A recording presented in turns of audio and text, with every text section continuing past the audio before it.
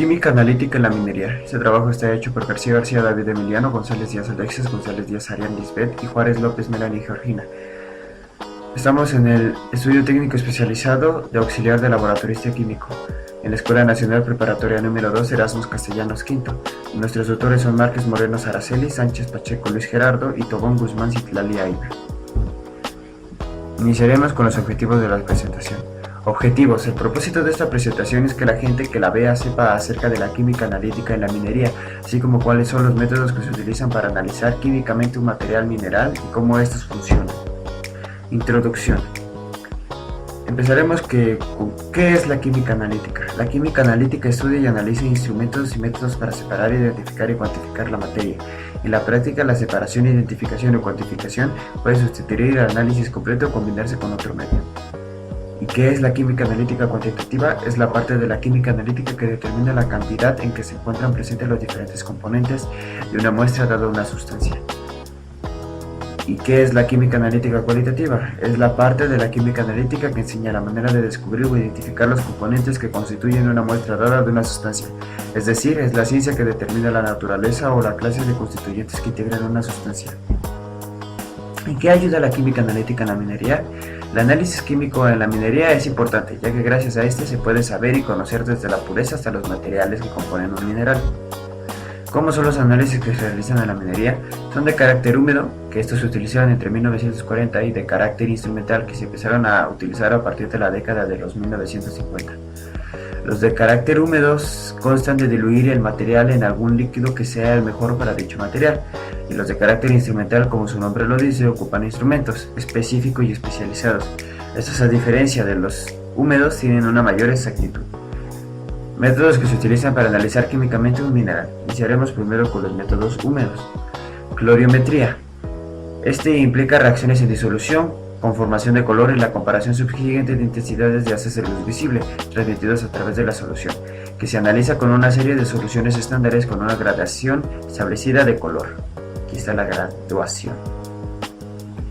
Análisis volumétrico dosificado, que implica la determinación del volumen de una solución o de concentración conocida necesaria para que ésta reaccione cuantitativamente con una solución de una cantidad de sustancia medida por peso o por volumen, en donde el peso del elemento a determinar se calcula a partir del volumen del reactivo usado. Análisis gravimétrico. Esto está basado en la precipitación de elementos de una solución mediante la formación de compuestos insolubles, que posteriormente se secan o se incineran y se pesan. El análisis químico húmedo. Una vez pulverizada la muestra a analizar por un método húmedo, se escoge el mejor procedimiento para su descomposición.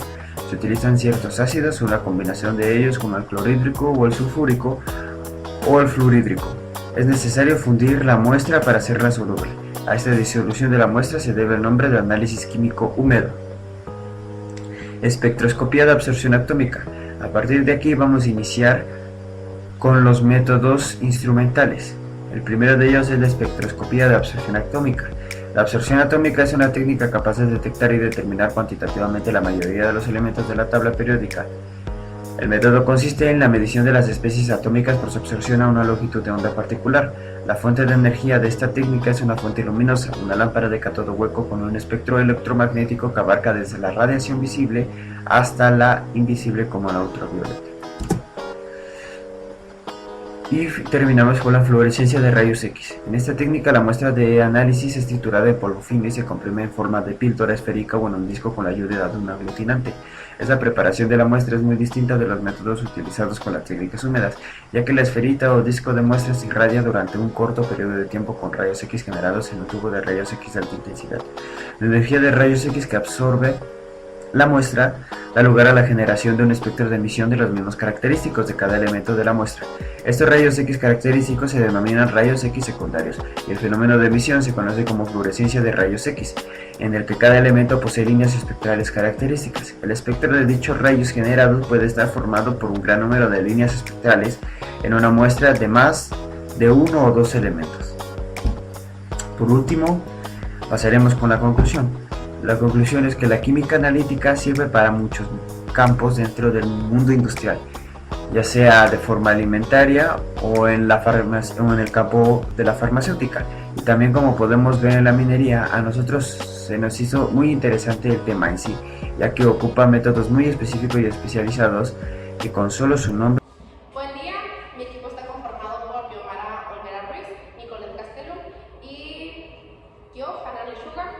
Hoy les presentaremos sobre las aplicaciones de la química analítica en la mineralogía. Primero que nada, como prólogo tenemos el texto de aplicaciones de la química analítica en los usos en la mineralogía. Esto es sacado de un artículo proporcionado por el profesor, en el cual está dirigido a estudiantes de ingeniería química que cursan química analítica. Surge de la experiencia de docencia acumulada y busca mostrar la estrecha relación entre la química y los minerales. Explica cómo la química analítica permite determinar la composición de los minerales y rocas mediante diversas técnicas. Esta material en su primera edición busca ser una guía accesible para que los estudiantes comprendan las aplicaciones de los métodos que se utilizan para los análisis en la identificación y cuantificación de componentes en los minerales. Además, destaca su utilidad en procesos minerometalúrgicos e investigaciones incluyendo el análisis de elementos en diversas muestras como rocas, suelos, aguas y concentrados. El objeto es facilitar la comprensión teórica y práctica del estudiante. Ahora vamos a empezar iniciando con una breve introducción de lo que vamos a ver en este video. Primero que nada, tenemos que en el texto de Analiza los fundamentos de la química analítica y su aplicación en la mineralogía, aborda la clasificación de las propiedades de los minerales, su estructura y la composición química. También se explorarán conceptos analíticos como viene siendo la sensibilidad, la selectividad y las diferencias entre análisis cualitativo, clásico e instrumental moderno. Se estudian los iones minerales, la acción de los reactivos y se describen técnicas de análisis químico, incluyendo métodos de disolución y desegregación. Además, se ofrece un apéndice con reactivos formulares, minerales y tablas útiles. El objetivo es proporcionar un recurso actualizado, claro y práctico que ayude a los estudiantes a comprender el equilibrio químico y la identificación de sustancias inorgánicas, vinculando directamente la química analítica en el campo profesional de la mineralogía. Como primer capítulo tenemos mineralogía física. En este capítulo se describe que la mineralogía es la rama de la geología que estudia las propiedades físicas y químicas de los minerales, los cuales son sólidos inorgánicos de origen natural con estructura cristalina y composición variable. Un ejemplo especial es el mercurio, considerado un mineraloide que por su estado natural es líquido. Uno de los temas claves del capítulo es la nomenclatura mineral, esencial para el orden y desarrollo de las ciencias experimentales a lo largo del tiempo. El sistema de nombres ha pasado de ser empírico a magnacional, aunque persisten nombres antiguos, muchos de ellos dedicados a personas, propiedades o lugares. Con esta información me gustaría mencionar que llevamos una materia llamada Determinación de Minerales, en la cual hablamos un poco sobre estos temas que también habla el artículo. Primero que nada, tenemos que esto de la nomenclatura sí es muy cierto y es verdadero que se utilizan diferentes tipos de nombres para los minerales, no nomás porque sí, ya viene siendo a la persona que lo descubrió o la situación en la que fue descubierta, también puede ser por su color o alguna característica distintiva del mineral. Y con esto les voy a mostrar una imagen en la cual realizamos una práctica acerca de una investigación relacionada a este tema.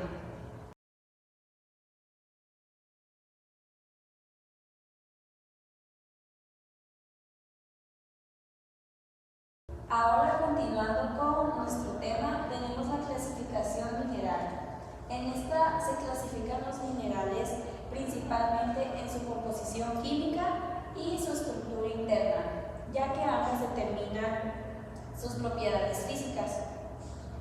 Los minerales se agrupan en clases según el anión o catión, el anión o grupo aniónico dominante, como los óxidos, los haluros, los sulfuros y los silicatos. Los minerales con el mismo anión tienden a presentar características similares y los que suelen encontrarse juntos en la naturaleza, por ejemplo los sulfuros en vetas y los silicatos formando la mayoría de las rocas de la corteza terrestre. Bueno, a continuación les voy a platicar sobre la clasificación general de los minerales. Pues vamos, los acomodamos de mayor a menor. A continuación son esos los elementos nativos, los sulfuros, los sulfurales, los óxidos e hidróxidos, los haluros, los carbonatos nativos y bornatos, los sulfatos y cronomatos, los sulfatos arseniatos y vanatos, los silicatos, también está la clasificación general del archivo, los elementos nativos en clase 1. También tenemos pues, los metales, que son oro, plata y cobre, los cimamentales, que son los antinóminos, los bismutos, también están los no metales, que es el azufre, tenemos los sulfuros y sulfurales en clase 2, los sulfuros es la pirita, la calcopirita, la galena y la esfalerita, etc. Tenemos también los óxidos e hidróxidos en clase 4, que tenemos en óxidos simples la hematita, la magnetita y la casiterita. Tenemos los haluros en clase 3, aquí tenemos la talita, la cianurita y la fluorita. Tenemos también los carbonatos nitritatos y bornatos, que los carbonatos tenemos pues calcita, dolominita y malaquita. En los bornatos tenemos el bórax, en los sulfatos tenemos los cronomatos, en los sulfatos tenemos el yeso, la abatita, en los sulfatos también tenemos los arsenadatos y los bendatos, en los sulfatos tenemos la apatita, en los arsenatos tenemos también este mineral que es la lagartija. En los silicatos en clase 9 tenemos los silicatos que son micas y también pues tenemos los talcos y también tenemos el cuarzo, el feldespato y los feldespatoides. Ahora tenemos una imagen en la cual se muestra la escala de la dureza del MOS. Con esta escala nosotros nos podemos dar una referencia o una medida de rango con la cual nosotros podemos clasificar la dureza de los minerales. Aquí tenemos cómo se puede medir con la uña, esto es con la raya, ¿no? Que ocasiona la uña, una moneda, una navaja y el tipo de minerales que presentan esta escala de dureza. Y también, devolviendo a esta materia, también hemos visto prácticas en las cuales realizamos este tipo de mediciones para poder nosotros identificar su escala de dureza en MOS. A continuación les voy a presentar unas de las prácticas que realizamos relacionadas a este tema.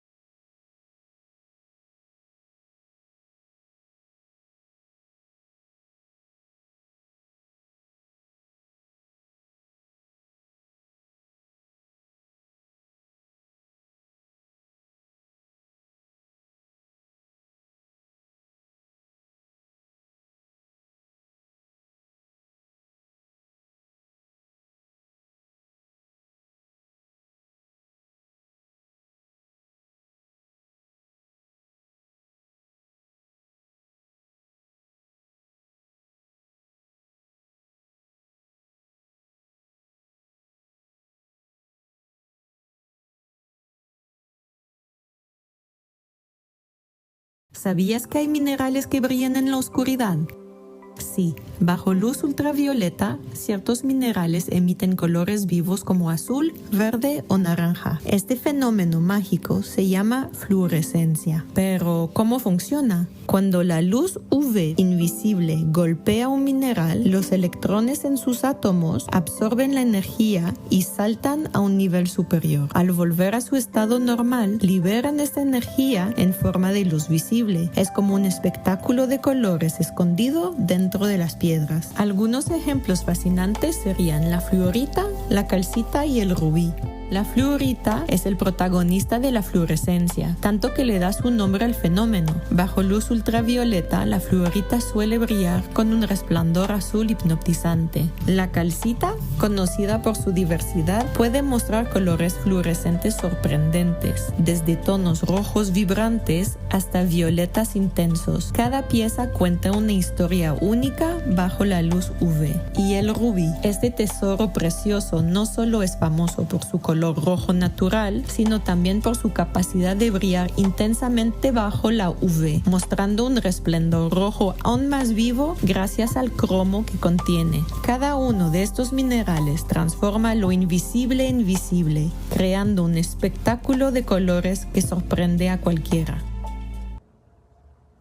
De ahí para continuar, tenemos la fosforescencia, que se define como la emisión de luz incluso después de retirar la fuente de radiación.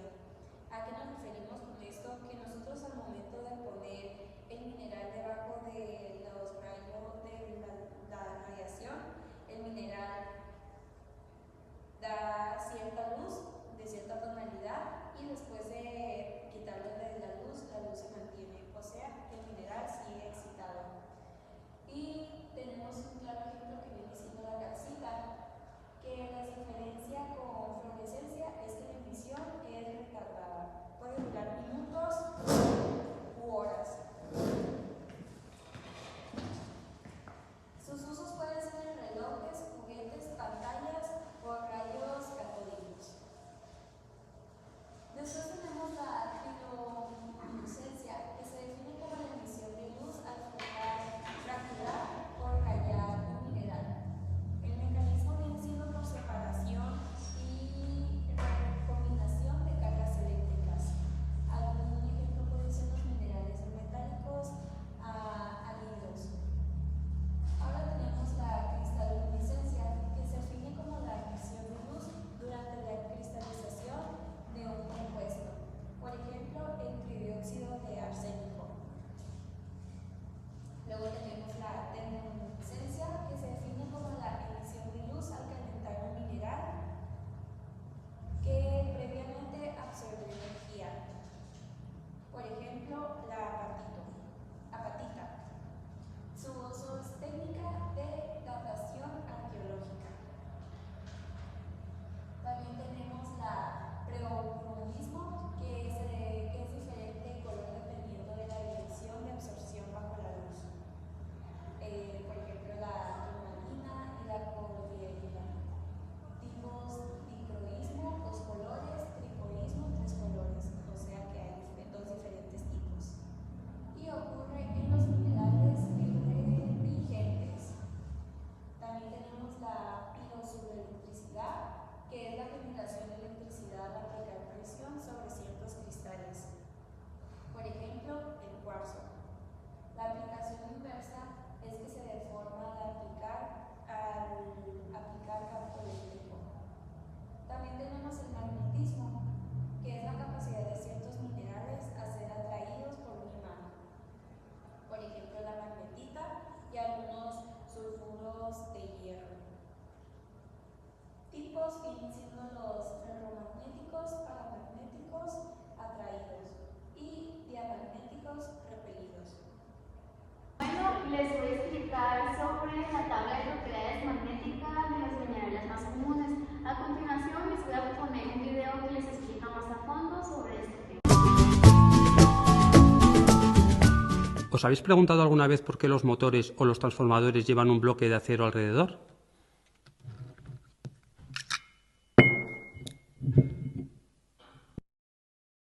Necesitamos un tubo de material aislante. que puede ser o bien de cartón o de plástico, un tornillo, un clavo o una barra de hierro que quepa dentro del tubo y unos metros de hilo de cobre esmaltado. También necesitaremos una pila y una brújula. También podría servir, en vez de hilo de cobre, cable eléctrico forrado. Ahora vamos a enrollar el hilo de cobre alrededor del tubo. Ponemos un poco de cinta adhesiva en un extremo para que no resbale y otro poco al final.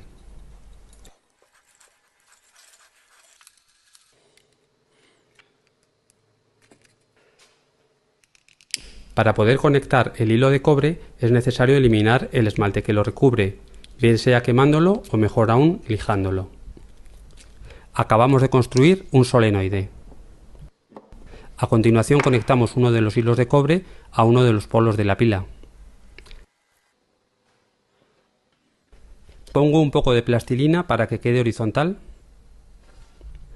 Ponemos una brújula a 1 o 2 centímetros. Observamos cómo se desvía la aguja al conectar el circuito.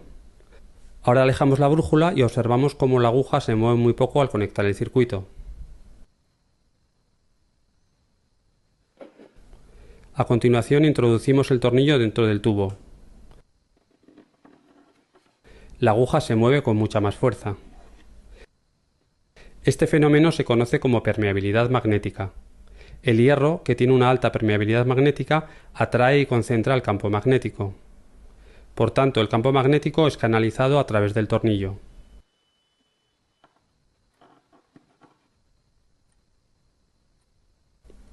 Ahora os muestro unos ejemplos de dispositivos como transformadores, motores o un electroimán que aprovechan la alta permeabilidad magnética del acero.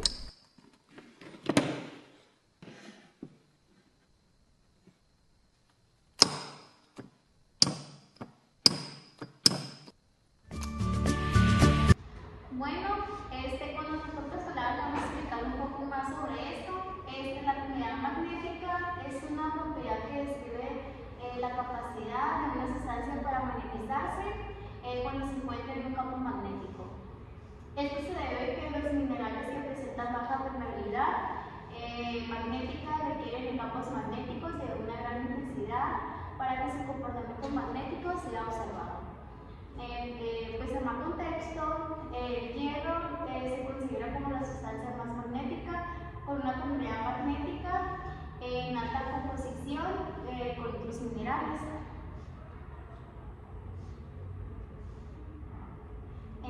Por otro lado, tenemos las propiedades eléctricas de los minerales. Las propiedades eléctricas de los minerales son estrechamente relacionadas con enlaces químicos. Existen tres tipos principales de conductividad. Estos son los conductores. Esto se refiere a que los minerales tienen enlaces metálicos y por lo que tanto son buenos conductores eléctricos. Un vil ejemplo incluye ciertos sulfuros y metales como el cobre. También tenemos el aislante. Estos son minerales que no permiten el paso de corriente eléctrica. Tenemos como ejemplo son los óxidos y algunos silicatos. También tenemos los semiconductores, que esto se refiere que son los minerales con propiedades intermedias entre conductores, aislantes como el silicio. Y a continuación les voy a también mostrar un video que les explica más a fondo de ello.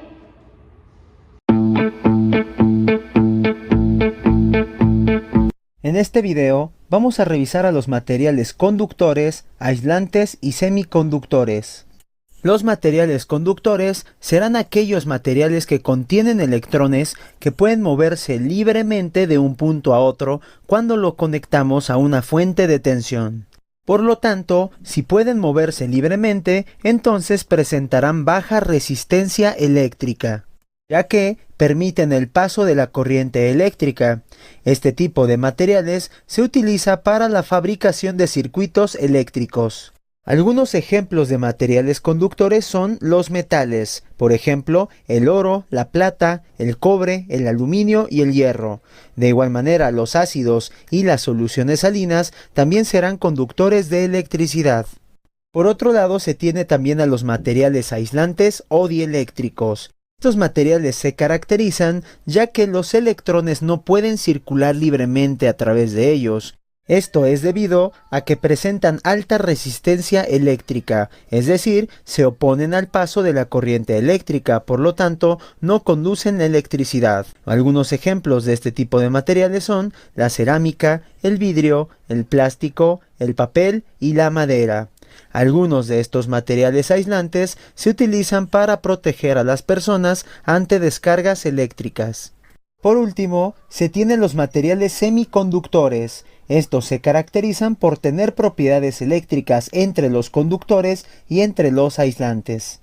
Este tipo de materiales en su forma pura tienen poca utilidad práctica, pero cuando son modificados adquieren una especial relevancia para fabricar dispositivos electrónicos utilizados para equipos eléctricos. Los dos semiconductores más comunes son el silicio. Ahora tenemos la absorción de pleocroismo. El pleocroismo es un fenómeno óptico que presentan en minerales anticroscópicos, aquellos que tienen propiedades diferentes dependiendo de la dirección de la luz incidente. Esto ocurre cuando la luz atraviesa en un cristal. La intensidad de color de la luz transmitida varía según de la orientación del cristal. Estos cristales, como la turmalina, se puede observar en diferentes colores en función de la dirección que se observa en el mineral. Este fenómeno es aprovechado en la petrografía y mineralogía para identificar el mineral y estudiar sus propiedades químicas. Por otro lado, tenemos la composición química de los minerales. La composición química de los minerales es especial para entender las propiedades físicas de un mineral. Esto se refiere que para determinar la fórmula química de un mineral se realizan estudios de análisis cualitativos y cuantitativos. El análisis cuantitativo determina los elementos presentes de un mineral, como los cationes o los aniones. El análisis cuantitativo establece la cantidad exacta de cada elemento presente en la muestra. Por otro lado, tenemos el ensayo químico de los minerales. Esto se refiere a que los ensayos químicos es tanto vía como seca en vía húmeda. Estos permiten obtener información sobre la composición y comportamiento de los minerales bajo condiciones específicas. Este es un ejemplo común de los ensayos. La llama es que se observa el color emitido por algunos cationes cuando se colocan en una llama. Pues este método se utiliza en la vida útil para utilizar y identificar ciertos elementos metálicos presentes a los minerales. También tenemos el ensayo en tubo abierto. Pues este ensayo de tubo abierto se lleva a cabo utilizando un tubo apodado que tiene aberturas en ambos extremos. Este procedimiento tiene como objetivo permitir el paso de aire a través del mineral en caliente, favoreciendo las reacciones de oxidación que ocurre en los ensayos realizados en tubos cerrados, donde se restringe el acceso del oxígeno. Pues este método de tubo se coloca el mineral pulverizado en el modo del tubo. Una de las ramas del tubo permanece casi horizontal, mientras que la otra está inclinada, simulando una chimenea para facilitar la circulación del aire. Al calentar el mineral, las relaciones resultantes son en muchos casos similares a los que producen el tubo cerrado. Sin embargo, el oxígeno adicionado en el tubo abierto puede incluir a procesos de oxidación que cambian los resultados de manera significativa. Ahora veremos métodos normalizados y validación. Métodos no normalizados. Métodos desarrollados internamente por el laboratorio y nuevos que deben ser válidos a través de datos experimentales para mostrar que son adecuados para su propósito. Métodos normalizados modificados. Métodos que han sido modificados de alguna manera y requieren validación retrospectiva y próspera. Validación de métodos. Es importante que los métodos sean válidos antes de su uso para asegurarnos que los resultados sean confiables. Esto incluye la verificación de métodos previamente válidos, con modificaciones significativas. Determinación analítica. Implica un proceso largo de disolución y tratamiento con varios ácidos, seguidos de la decantación, filtración y lavado hasta obtener una solución libre de impurezas. Bien, ahora seguimos con ensayo a la perla. Los ensayos a la perla se realizan mezclando el mineral, pulverizándolo con bórax y otras sales para formar una perla durante la aplicación del calor. Este ensayo aprovecha la formación de sales complejas con los cationes del mineral que se integran, lo que da lugar a coloraciones características cuando se observa la perla resultante de este. A continuación, pues, el proceso sería mezclar el material con bórax u otras sales. Esta mezcla se calienta en la llama de un mechero, creando una perla que puede tener coloraciones específicas debido a las interacciones de los cationes del mineral con las sales.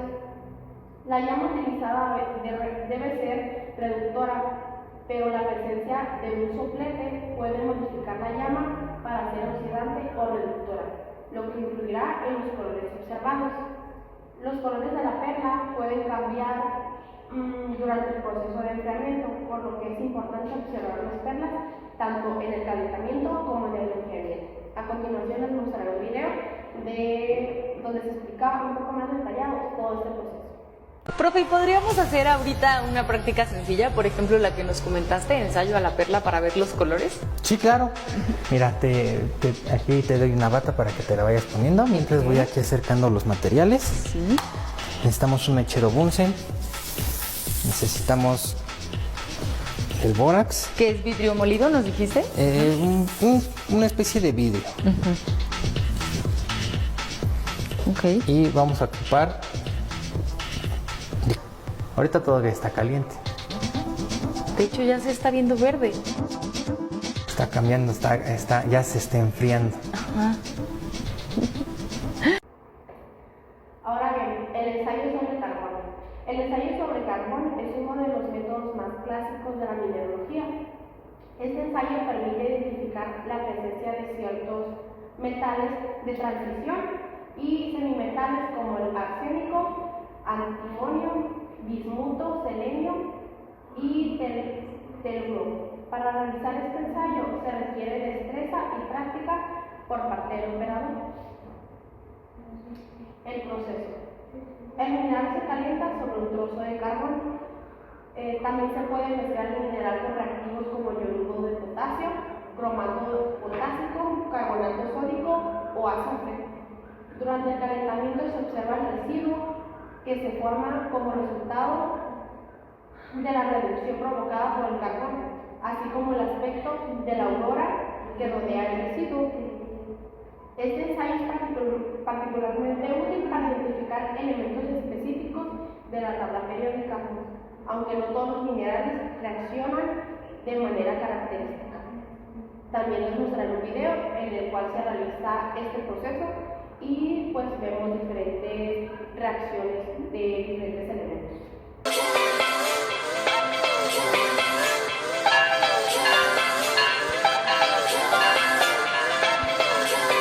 ¿Allá?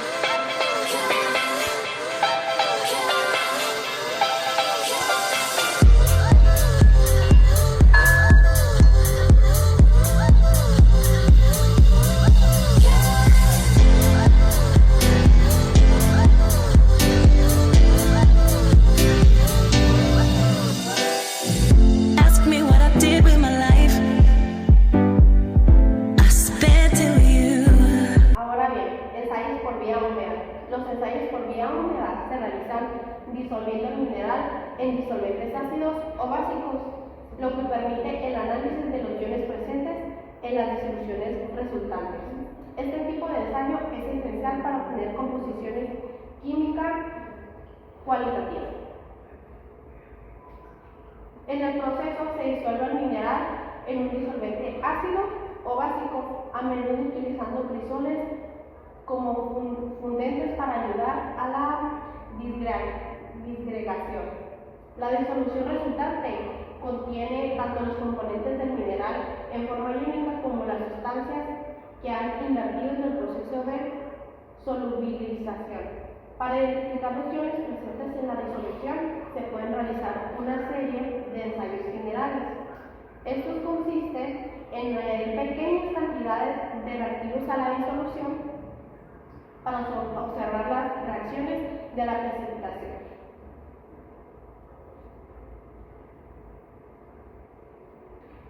Métodos clásicos. La mineralogía química se basa en el análisis químico de la composición química de los minerales, que es la propiedad más relevante para identificarlos y diferenciarlos.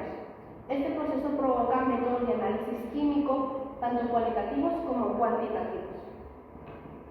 Por ejemplo, métodos gravimétricos basados en la medición de la masa de un producto resultante de la reacción.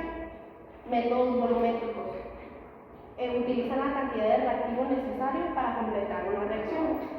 Métodos instrumentales, los cuales son métodos más avanzados como la espectromía de masas, espectroscopía de absorción anatómica y otros métodos fisioquímicos que permiten una mayor precisión.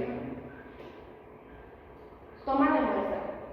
La muestra debe ser representativa del sistema que se investiga y debe considerarse aspectos como la naturaleza del mineral, el método de muestreo, el tamaño y cantidad de muestras y precauciones especiales. En este quiero hacer un pequeño énfasis, ya que lo vimos en clase, el cual, para tomar la muestra representativa, la muestra, bueno, vamos a decirlo, nuestra muestra completa, se divide en varias secciones,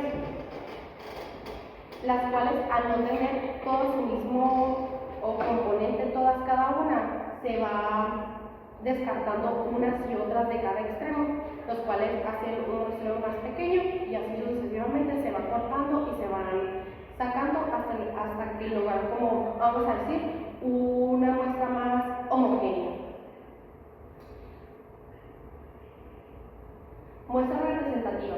Es esencial que la muestra no esté alterada ni contaminada, especialmente por meteorización. Es decir, hay que tener cuidado a la hora de nosotros realizar la muestra y no contaminarla con los instrumentos, que no estén sucios, ni que tengan como alguna alteración. Tamaño de la muestra. El tamaño varía según la homogenización de la roca.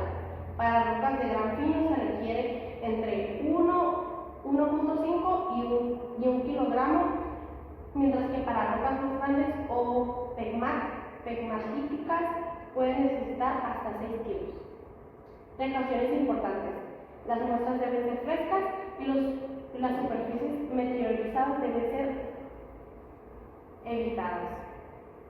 Es decir, pues deben ser lugares en los cuales no sea recurrente que la gente vaya para no crear alteraciones. Ensayos preliminares. Se realizan ensayos cualitativos para identificar los componentes de la muestra. Métodos prácticos. Incluyen métodos gravimétricos y volumétricos, los cuales son más económicos y sencillos. Ejemplos incluyen la determinación de sulfatos como sales de bario o la determinación de calcio como oxalatos. Métodos instrumentales o fisioquímicos incluyen métodos ópticos, eléctricos, térmicos y mecánicos. Por ejemplo, los métodos gravimétricos, que en este caso se determina la cantidad de un componente mediante la formación de una precipitación que se pesa después de ser tratada. Métodos gravimétricos, precipitaciones, que es la formación de precipitados para análisis como sulfatos con sales de bario. Electrodeposición, formación de una fase sólida mediante corriente eléctrica. Ahora bien, ensayos por vía húmeda. Los ensayos por vía húmeda se realizan disolviendo el mineral en disolventes ácidos o básicos, lo que permite el análisis de los iones presentes en las disoluciones resultantes. Este tipo de ensayo es esencial para obtener composiciones químicas cualitativas. En el proceso se disuelve el mineral en un disolvente ácido o básico, a menudo utilizando crisoles como fundentes para ayudar a la disgregación. La disolución resultante contiene tanto los componentes del mineral en forma iónica como las sustancias que han invertido en el proceso de solubilización. Para identificar los iones presentes en la disolución se pueden realizar una serie de ensayos generales. Estos consisten en añadir pequeñas cantidades de reactivos a la disolución para observar las reacciones de la precipitación. Métodos clásicos.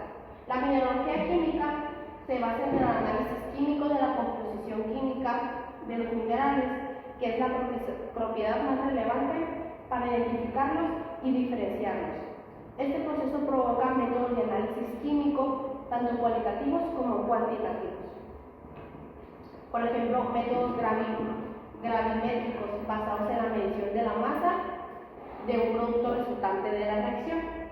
Métodos volumétricos utilizan la cantidad de reactivo necesario para completar una reacción. Métodos instrumentales, los cuales son métodos más avanzados como la espectromía de masas, espectroscopía de absorción anatómica y otros métodos fisioquímicos que permiten una mayor precisión. Toma de muestra. La muestra debe ser representativa del sistema que se investiga y debe considerarse aspectos como la naturaleza del mineral, el método de muestreo, el tamaño y cantidad de muestras y precauciones especiales. En este quiero hacer un pequeño énfasis, ya que lo vimos en clase, el cual, para tomar la muestra representativa, la muestra, bueno, vamos a decirlo, nuestra muestra completa, se divide en varias secciones, las cuales, al no tener todo su mismo o componente, todas cada una, se va descartando unas y otras de cada extremo, los cuales hacen un muestreo más pequeño y así sucesivamente se va cortando y se van sacando hasta que logran, como vamos a decir, una muestra más homogénea. Muestra representativa. Es esencial que la muestra no esté alterada ni contaminada, especialmente por meteorización. Es decir, hay que tener cuidado a la hora de nosotros realizar la muestra y no contaminarla con los instrumentos, que no estén sucios, ni que tengan como alguna alteración. Tamaño de la muestra. El tamaño varía según la homogenización de la roca. Para rocas de gran fino se requiere entre 1.5 y 1 kilogramo, mientras que para rocas más grandes o pegmatíticas pueden necesitar hasta 6 kilos. Precauciones importantes.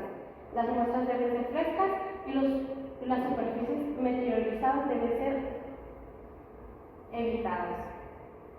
Es decir, pues deben ser lugares en los cuales no sea recurrente que la gente vaya para no crear alteraciones. Nuestra compañera recibe una muestra, que puede ser de mineral, estéril, suelo, de residuos o de cualquier otro material.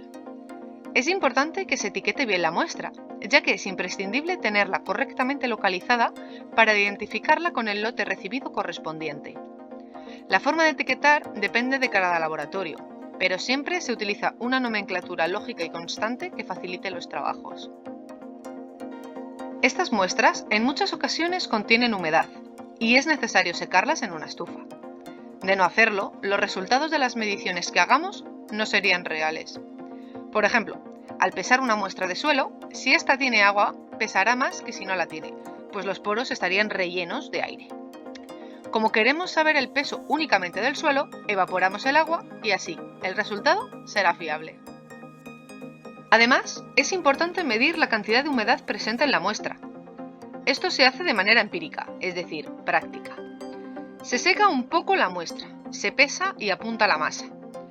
Esto se repetirá n veces hasta que dicha masa no varíe, lo cual nos indicará que el agua contenida en la muestra ya se ha evaporado y que dicha muestra está totalmente seca. Este envase de vidrio se llama desecador y se utiliza para poder enfriar las muestras sin que adquieran humedad ambiental. La molienda es una parte fundamental en la minería metálica y también en los laboratorios. El metal de interés se encuentra formando parte de la muestra recibida, pero a un tamaño que suele ser muy pequeño, del orden de micras. Por ello, es necesario someter la muestra a una etapa de molienda. En el molino, una serie de bolas van reduciendo el tamaño de las partículas, fomentando así la liberación de la especie de interés. Cuanto más pequeñas consigamos hacer dichas partículas, más fácil nos será después liberar esos elementos que estamos buscando. Otros de los procedimientos que se realizan en los laboratorios son aquellos enfocados a conocer qué metales hay en una muestra. En estos casos, el proceso más común es aplicar una digestión. El mecanismo es semejante al de nuestra digestión en el estómago. Se ataca una cantidad de muestra ya en polvo con un ácido para obtener una disolución líquida en la que están disueltos esos metales. Esta disolución es filtrada y preparada para analizar en un equipo denominado ICP, que permite conocer la concentración de los metales en líquidos, ya sea en tanto por ciento o en partes por millón. Por ejemplo, si analizamos una muestra de mineral de cobre con este equipo, tendremos un porcentaje de cantidad de cobre contenida, pero también de zinc o hierro en grandes cantidades, así como otros muchos elementos presentes en la muestra en partes por millón. Y hasta aquí. Bueno, yo les voy a hablar sobre la determinación de mercurio, que el paso número 1 sería pesar 0.5 gramos de la muestra, el paso número 2 sería sacar con 3.75 mililitros de ácido nítrico y 125 mililitros de ácido clorhídrico fumante. El paso número 3 sería dejar secar a temperatura ambiente durante 12 horas. El 4 sería transferir un tubo y apurar a 25 mililitros con agua disliocinada. El paso número 5 sería cuantificar por absorción atómica con arrastre de vapor. La pérdida por calcinación. El paso número 1 sería pesar 1 gramo de la muestra y colocar en crisol codificado. El paso número 2 sería la calcinación, que esta se hace a una temperatura ambiente de 400 grados centígrados durante 20 minutos y después a 500 grados centígrados durante otros 20 minutos. Después se enfría y se seca en el secador y se vuelve a pesar.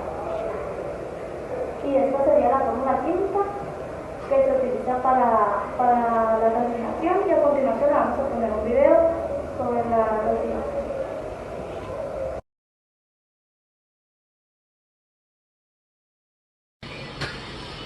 A continuación vamos a representar lo que es la eliminación de la materia orgánica por el método de calcinación, para lo cual necesitamos un crisol, una muestra de sedimento, puede ser limos, puede ser arcillas o arenas que no estén tratadas, y lo que tenemos que hacer como primer paso es pesar nuestro crisol en seco, sin muestra.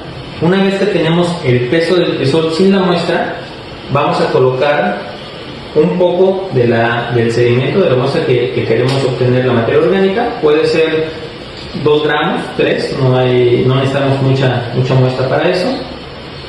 Ya que tenemos nosotros nuestra muestra, volvemos a pesar nuestro crisol. Este sería nuestro peso 2. Ya tenemos entonces el peso del crisol sin la muestra y el peso del crisol con la muestra. Ya que tenemos nuestro vaso o nuestro crisol listo, el siguiente paso es colocarlo dentro de lo que sería una mufla. Se coloca el crisol adentro, cerramos nuestra mufla y la vamos a encender a una temperatura de 400 grados centígrados. Es importante no pasarnos de esos 400 grados centígrados para evitar dañar la muestra. La muestra va a estar por alrededor de 3 horas a esa temperatura. Una vez que ha pasado esas 3 horas de tiempo, esperamos a que se enfríe la mufla, a que marque la aguja ya en ceros para poder abrirla. Abrimos nuestra mufla y con cuidado retiramos lo que sería el crisol de la mufla esperamos a que agarre temperatura ambiente y lo vamos a pesar por última vez. Lo pesamos nuevamente, ahí vamos a obtener ya el peso seco de la muestra después de lo que es el proceso de la calcinación y volvemos a hacer la diferencia de pesos. El peso inicial de la muestra seca y el peso final ya con la muestra después de pasar por lo que es el ejercicio de la muestra, y con eso vamos a obtener el porcentaje de materia orgánica que se eliminó a través del proceso de calcinación. La determinación de silicio se haría pesando de 0.5 gramos a 1 de la muestra. El paso número 2 sería sacar con 10 mililitros de ácido clorhídrico, 10 mililitros de ácido nítrico y 10 mililitros de ácido perclórico. Durante un tiempo determinado hasta que se pueda llegar a secar por 300 grados centígrados. Después, el paso número 3 sería retomar con 10 mililitros de ácido clorhídrico, filtrar caliente con papel, y el paso número 4 sería quemar el papel en el piso alternativo hasta que llegue a una calcinación a los 900 grados centígrados. Después se ataca con un residuo de agua, ácido sulfúrico y fluoruro de hidrógeno y se calienta hasta llegar a una sequedad. Después el paso número 6 sería volver a secar y pesar.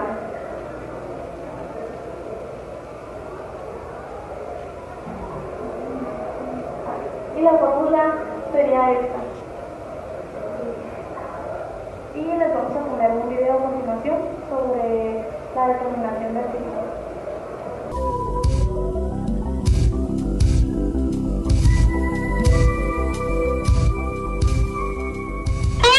Presta mucha atención, y aprende el tema de hoy. Escucha bien lo que te explico, y no pierdas ningún detalle, amigo.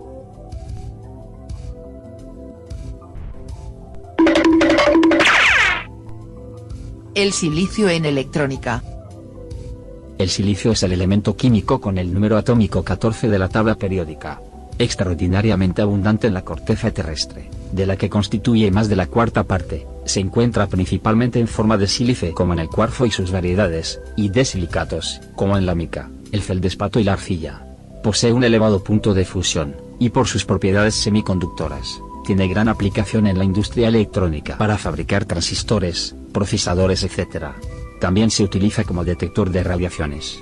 Sus derivados presentan gran variedad de usos, desde las industrias del vidrio a las de los polímeros artificiales, como las siliconas. Su símbolo es Si. El silicio tiene 14 electrones y 14 protones en órbita. Un átomo de silicio aislado tiene 4 electrones de valencia en la órbita. Un átomo de silicio que forma parte de un cristal tiene 8 electrones en la órbita de valencia, porque comparte un electrón con cada uno de sus 4 vecinos más cercanos.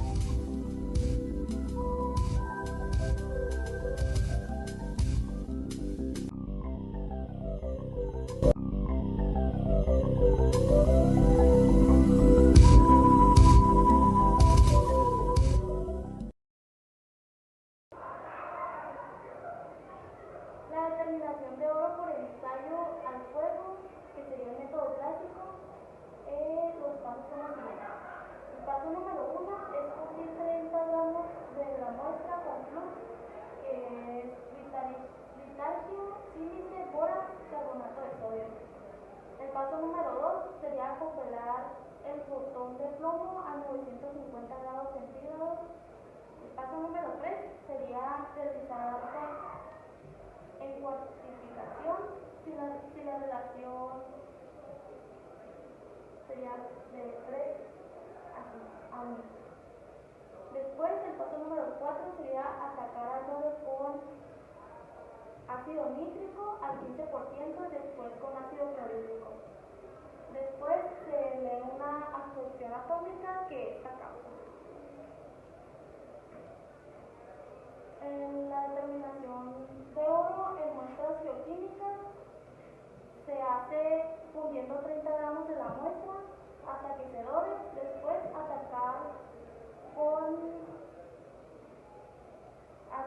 nítrico al 15% y luego de nuevo se vuelve a atacar con ácido clorhídrico a 130 grados centígrados. Se agrega nitrato de aluminio a forar y homogeneizar. Y esta es la fórmula que se utiliza y a continuación le vamos a poner un video. Con el objetivo de identificar las zonas donde es posible encontrar yacimientos para la minería de arena, arcillas y cerámica.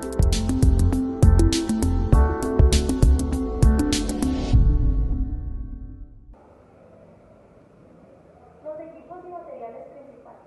Los equipos serían un horno hasta que llegue a los 1100 grados centígrados, una muestra, balanzas analíticas y multanieros, plantas eléctricas, campanas extractoras, mecheros, copelas, frisoles, lingoteras, centrifugas, equipo de absorción atómica.